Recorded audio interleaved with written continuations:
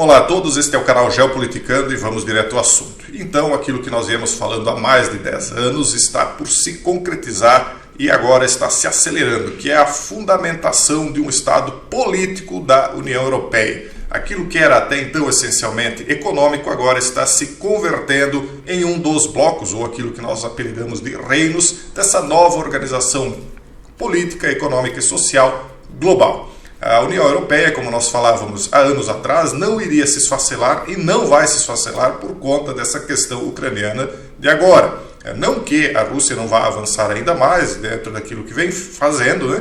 Mas isso não vai esfacelar a União Europeia. Pelo contrário, por conta de estarem se sentindo ameaçados, é que eles estão se amalgamando ainda mais e transferindo suas soberanias ao poder central. Nós já vamos explicar isso, e baseados em um artigo que não foi escrito por um qualquer, mas por um ministro de Estado.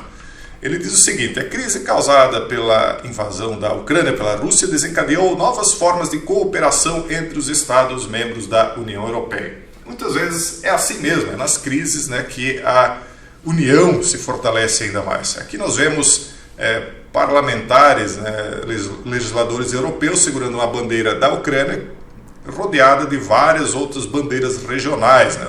Nós vamos chamar em breve, né, bandeiras de estados, porque em breve eles deixarão de ser estados-nação. É coisa que é muito diferente uma da outra. Quando aconteceu o Brexit, nós avisávamos ainda. Aliás, quando veio a proposta do Brexit, nós avisávamos. O Brexit vai acontecer, mas isso também não vai esfacelar a União Europeia. Por quê? Porque ela é um bloco modelo, né, que vai ser seguido pelos demais, com exceção da China e Japão, que são por si só, vamos dizer assim, blocos, né? Esses países vão permanecer mais ou menos como eles estão. Bom, vamos comprovar agora, ou pelo menos trazer mais um indício fortíssimo daquilo que nós viemos dizendo há tanto tempo, né, de que esse bloco aí realmente vai se consolidar politicamente, deixando de lado as soberanias nacionais. E isso por palavras agora de um ministro de Estado da França. Não é um país qualquer dentro da União Europeia. Eu diria que é o segundo em poder ali dentro.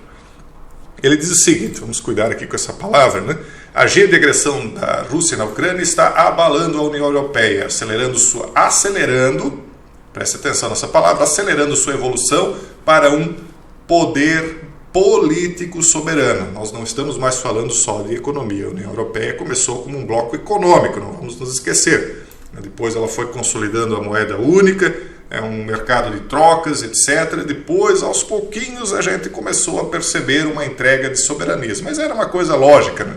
E agora eles estão dizendo aqui, um ministro de Estado da França, que o que está acontecendo na Ucrânia está acelerando a evolução da União Europeia para um poder político soberano de pleno direito. Ou seja, os Estados-nações estão passando suas soberanias regionais, né, para um poder central.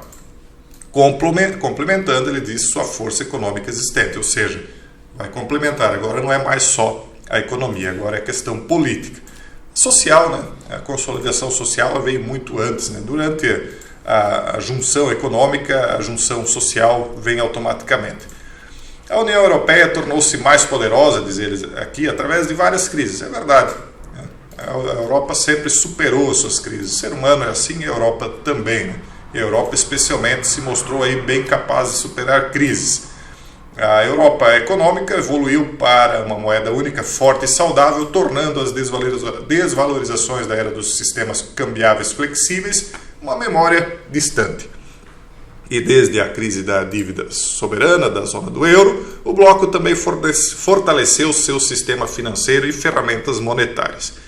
Mais recentemente, agora veja como é que as coisas são.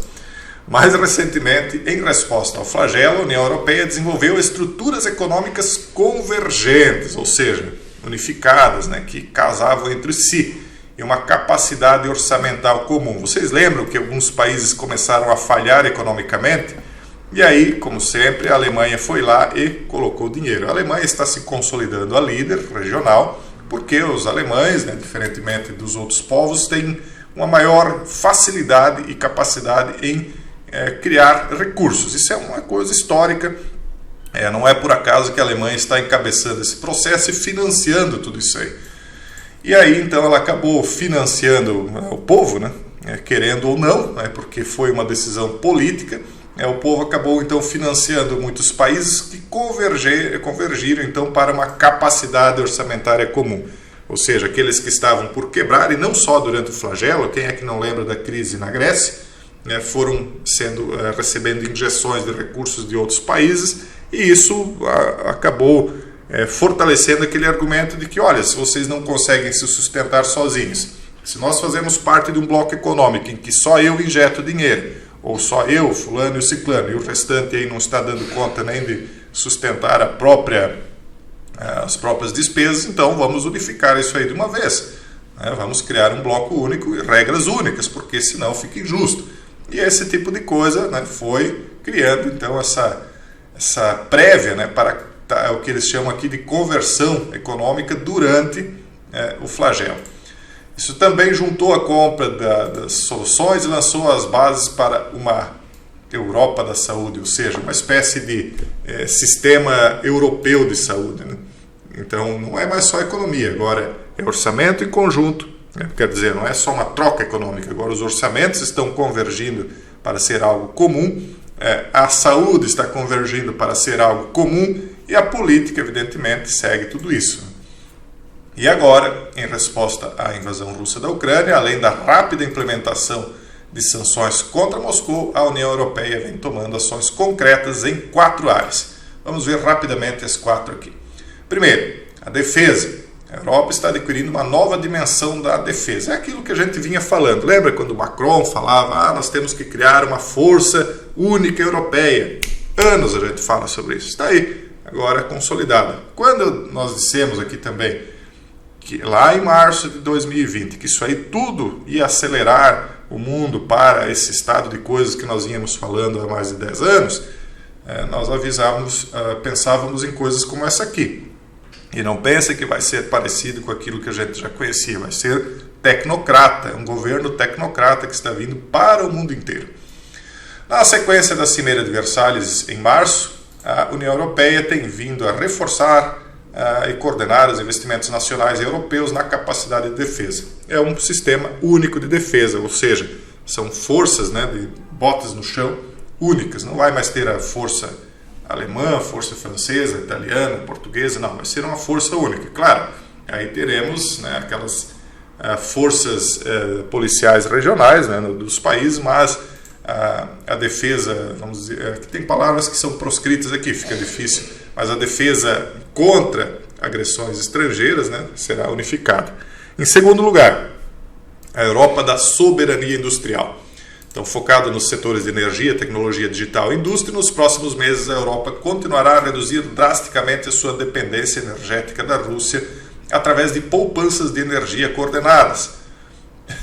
Isso aí são aqueles tais créditos, Então, a poupança de energia é isso, é você não poder gastar. Na verdade, não é exatamente uma poupança, são cortes.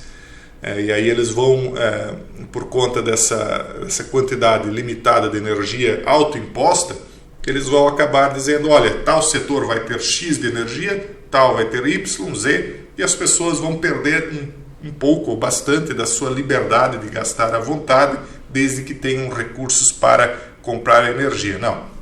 Não vai mais gastar à vontade, você vai ter quase como que se fosse aquelas cartelinhas cubanas, você pode comprar isso, isso e isso, e aí a energia vai ser igual, você pode gastar isso, isso e isso, mais ou menos isso. Onde eles vão diversificar abastecimento e mecanismos de solidariedade. Isso aqui é um socialismo da energia, nas necessidades energéticas de cada Estado membro.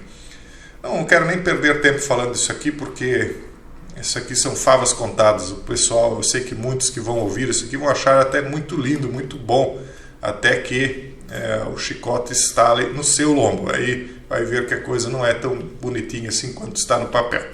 Bom, em terceiro lugar, porque isso vem para cá também, isso não vai ficar só lá. Em terceiro lugar, a Europa da democracia. A União Europeia continuará a afirmar a sua identidade como poder democrático fortemente ancorado no Estado de Direito. Só que o Estado de Direito, pessoal, nós temos visto aí como é que ele tem funcionado. Nós vimos como funcionou durante o flagelo, quais eram os direitos das pessoas que se achavam livres para fazer isso, fazer aquilo, e depois elas viram que de repente, numa virada de chave, tudo mudou. E nós temos visto aí como de fato são respeitados os estados de direito em certos países. Bom, e aí vamos ver aqui a quarta situação. Eles dizem que finalmente está existindo uma Europa como potência geopolítica, que é a consolidação do reino, do bloco da União Europeia. A União Europeia deve tornar-se uma âncora de estabilidade para todo o continente europeu. Não pode haver meias medidas em meio à G híbrida que está sendo travada pela Rússia. Sua G imperialista na Ucrânia e seu uso de energia e alimentos como instrumentos para desestabilizar o mundo inteiro.